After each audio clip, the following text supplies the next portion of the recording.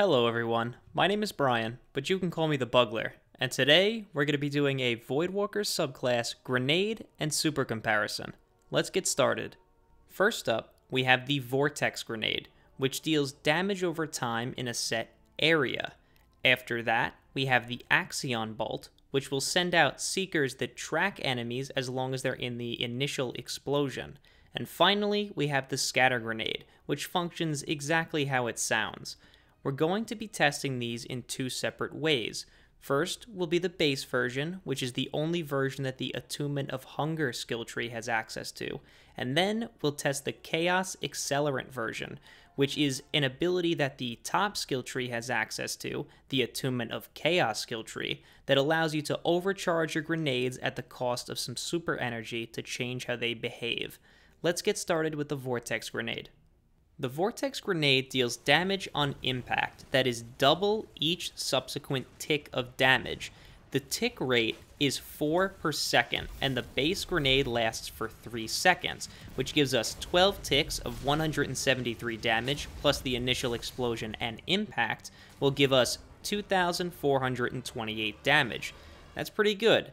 Let's check out the Chaos Accelerant version. Charging this grenade does not increase its damage inherently. However, it does increase the radius of the grenade and the duration. We have an increased duration of 4 seconds. That means we will deal 4 extra ticks of damage, or 16 ticks, which gives us a total of 3,120 damage, or about 1.3 times the base. Let's move on to Axion Bolt. First up is the base damage. When you throw this grenade, it sends out a Seeker, which will deal impact damage of 7 plus 621 damage, for a total of 628. However, like all grenades, charging the grenade with Chaos Accelerant will not increase its damage inherently. With this grenade, when you charge it, instead of sending out 2 Seekers, which the base version does, you can send out 4 Seekers, effectively doubling the total damage output. However, against one enemy, you will not see this damage increase, only against groups. And finally, let's take a look at the scatter grenade. When this grenade is thrown, it will explode on impact into smaller grenades that each individually explode. In this scenario against the Modular Mind, I dealt my highest damage that I could record, a total of 694. We deal separate impact damage for each projectile in this case, a total of 16. In this example, I'm going to show you a scenario where you do not deal the maximum damage, and that's because of the split of the scatter grenade when it is thrown.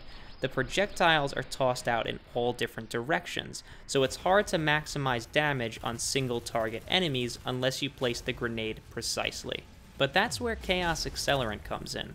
When you overcharge this grenade, it turns it into a Seeking Scatter Grenade, much like the Nothing Manacles did during Destiny 1.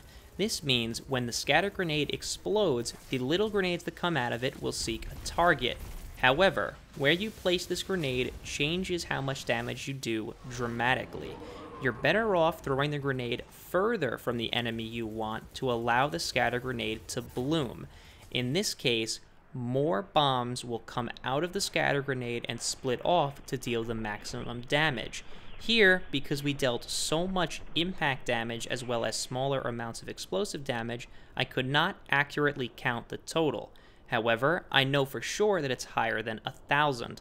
My highest estimate was about 1,300, and my lowest estimate was about 1,100. So I'll just leave it at higher than 1,000, so that's as accurate as possible. Let's move on to the super comparison. We're going to talk about the Attunement of Chaos skill tree first, and the super modifier Cataclysm. This makes your Nova Bomb move slowly, track enemies, and explode into 4 Seekers on impact. It also gives you the ability to detonate your Nova Bomb early to more evenly distribute the Seekers. However, when it comes to single target damage, you're better off not shooting the Nova Bomb early. When you have a group of enemies, evenly dispersed Seekers can mean more enemies killed. However, as you see now, the Seekers will just fly away in different directions from your only target, if it is your only target. But boy, are these Seekers special. They have a larger tracking radius than the actual Nova Bomb does, which is very cool. That means if any enemies are outside the range of the Nova Bomb, they will still be tracked by the Seekers. You can see here that when I detonate it early, the evenly distributed Seekers all come down on the Modular Mind. All 4 hit, dealing a total damage of 4,552. That's pretty good for just the Seekers. Let's take a look at the full damage we can deal now. First, let me touch on the disappointment. I was unable to hit the Mind with all 4 Seekers and the Nova Bomb. No matter what I tried, detonating it early, above his head so we got the explosion and the Seekers had time to turn around, I couldn't get more than 2 Seekers to lock onto him to damage him. So let's see that now. Your best bet to get this to happen is by hitting him directly with the Nova Bomb, so 2 Seekers have nowhere else to go but straight into his fat ugly face. We deal a total damage of 7,261. This is the second highest damage super that I've tested so far without an exotic, only second to the Sunbreaker Titan's 10,600 damage. This is very cool, and I'm excited that we finally have a clear second place.